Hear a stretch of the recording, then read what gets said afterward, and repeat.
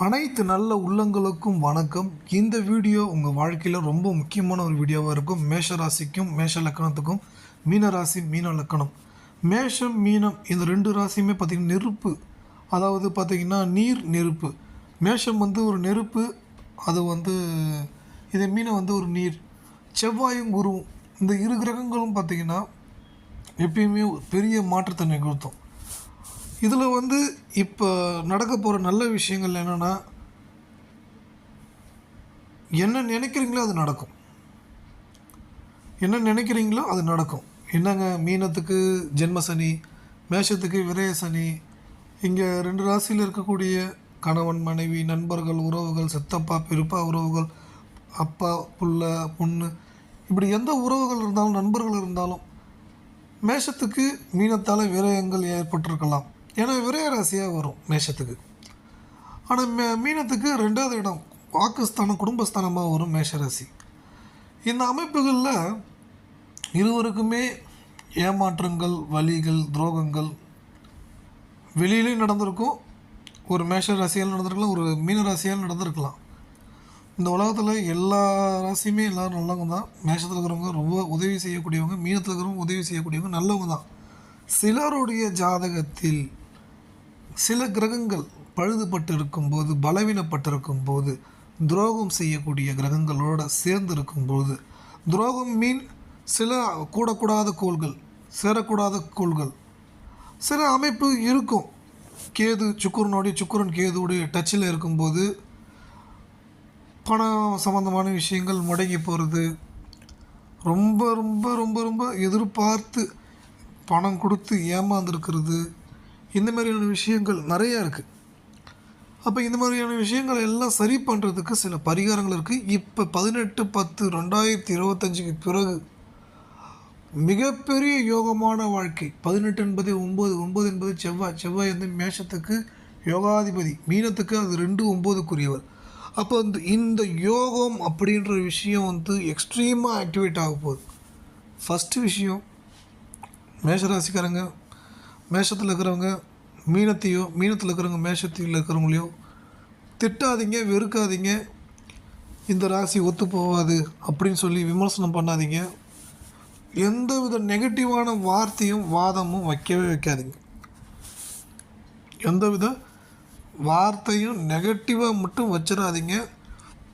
அதை வைக்கும்போது மிகப்பெரிய கதவுகள், வாய்ப்புகள், வழிகள், கதவுகள் திறக்கப்பட போகிற நேரத்தில் நீங்கள் போயிட்டு கோவப்பட்டு திட்டிட்டோ வெறுத்துட்டோ ஒரு எதிர்மறை செயலை செஞ்சிட்டோ பண்ணிங்கன்னா அது உங்களுக்கு பலவீனமாக்கிவிடும்.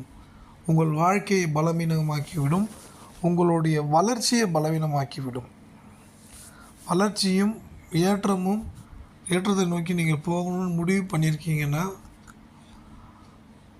அதை நீங்கள் விமர்சனம் பண்ணி ஒரு நெகட்டிவாக நினைக்கும்போது அந்த ஒரு வாய்ப்புன்றதே கெட்டு போயிடும். நீங்கள் நிறைய நேரங்களில் நீங்கள் உங்கள் வாழ்க்கையில் சந்திச்சிருப்பீங்க. எல்லாம் கூடி கிட்ட நெருங்குற நேரத்தில் ஒரு சின்ன ஒரு விஷயம் தப்பு பண்ணி அந்த தவறால் முழுக்க ஒரு எதிர்மறை வலையில் மாட்டி எதிர்மறையான சூழ்நிலை சிக்கி உங்களுக்கு கிடைக்கக்கூடிய விஷயங்கள் எல்லாமே கிடைக்காம போயிருக்கும். அது நீங்களும் செஞ்சுருக்கலாம், கூட கூட்டம் போகிறவங்களையும் செஞ்சுருக்கலாம். எப்போதுமே தப்பாகவே பேசிகிட்டு இருக்கிற ஆட்கள் கூட சேராதீங்க. அவங்க நல்ல நண்பர்களாக இருந்தால் கூட, நண்பா நீ அந்த நபரை திட்டுறதா இருந்தால் என்கிட்ட வராது. ஏன்னா நானும் எவ்வளோ வார்த்தைகளை பேசி தான் இன்றைக்கி நான் இவ்வளோ கஷ்டத்தில் இருக்கிறேன். இப்போ சொல்லிவிடுங்க. நெகட்டிவான வார்த்தைகளை பேசுவதோ, ஒருத்தவங்களை கடுமையான விமர்சனம், தனிப்பட்ட வார்த்தைகளை சொல்லி திட்டுவதோ, அந்த ஒரு நெகட்டிவான விஷயங்களை வைத்து கொள்ளாதீர்கள். அப்படி வச்சுக்கிட்டிங்கன்னா உங்கள் வாழ்க்கையில் நீங்களே உங்களுக்கு ஆபத்தான விஷயங்களை ஏற்படுத்துகிறீர்கள் என்ற அர்த்தம்.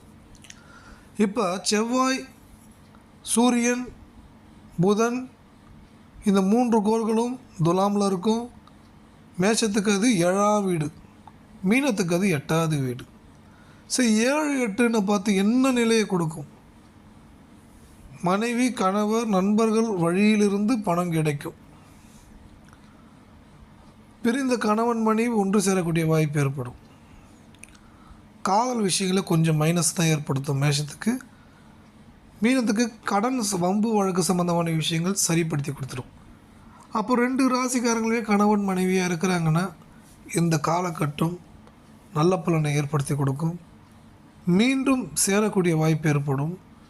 இதே பார்ட்னராக இருக்கீங்க, ஒரு ஃப்ரெண்டாக இருக்கீங்க, காதலன் காதலியாக இருக்கீங்க, ரொம்ப நாளாக பேசாமல் இருக்கிறீங்க, இவர் நல்ல மனிதர், இவர் பேசினா நல்லா இருக்குமே அப்படின்னு ஒரு எதிர்பார்ப்பு ஏக்கம் அப்படி உனக்குள்ளே வருது.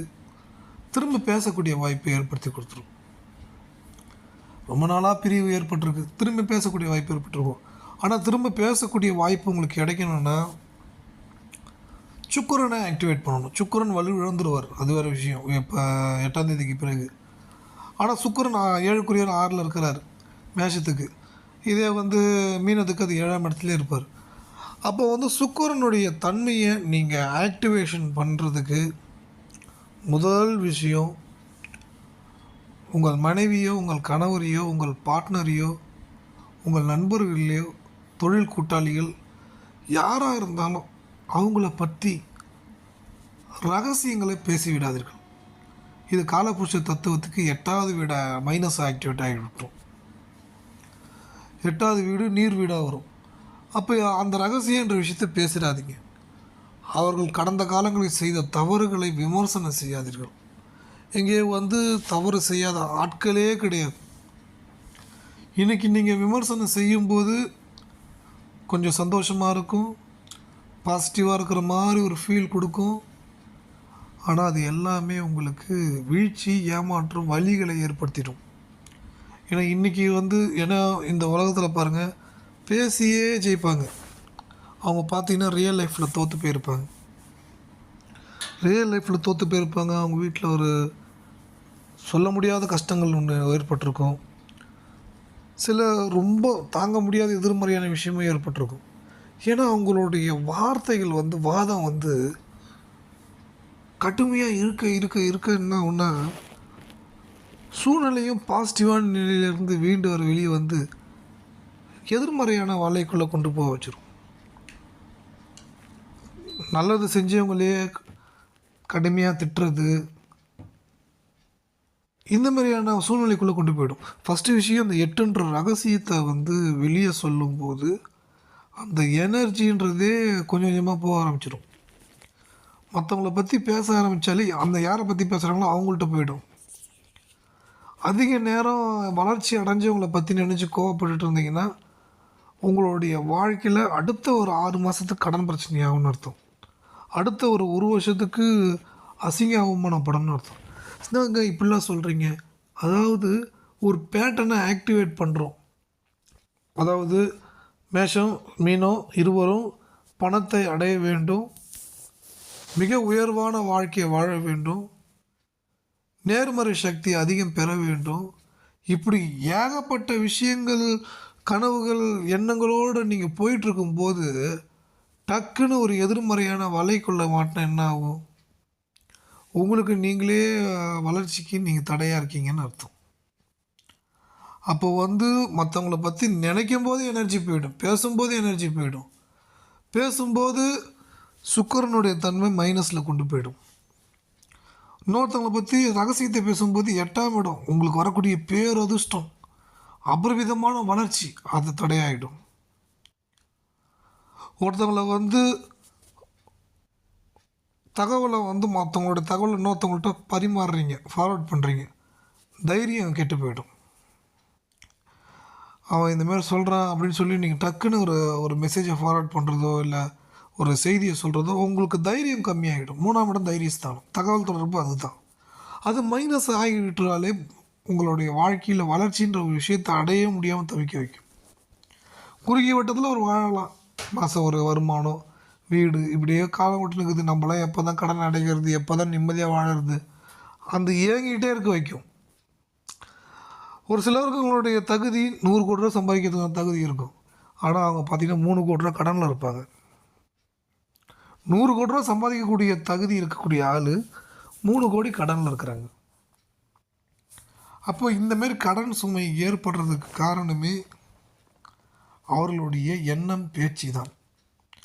இப்போ கேது பகவான் சுக்கிரன் நட்சத்திரத்தில் இருக்கிறார். மேஷத்துக்கு அது குடும்பம், திருமண வாழ்க்கை. மீனத்துக்கு அது முயற்சி ஸ்தானம், ரகசிய ஸ்தானம், எதிர்பாராத அதிர்ஷ்டம். அது ரெண்டுமே கேதுவுடைய பேட்டர்னில் லாக் ஆகிருக்கும்போது பெண்களை பற்றி எந்த இடத்துலையும் தவறாக உச்சரித்து பேசிடாதீங்க, நெகட்டிவாக பேசிடாதீங்க, விமர்சனம் பண்ணிடாதீங்க. அதை பண்ண பண்ண பண்ண பண்ண உங்களுக்கு மிகப்பெரிய ஏற்றம், அழகான வாழ்க்கை தடைபட்டுவிடும். மிகப்பெரிய ஏற்றம், அழகான வாழ்க்கை தடைபட்டுவிடும்.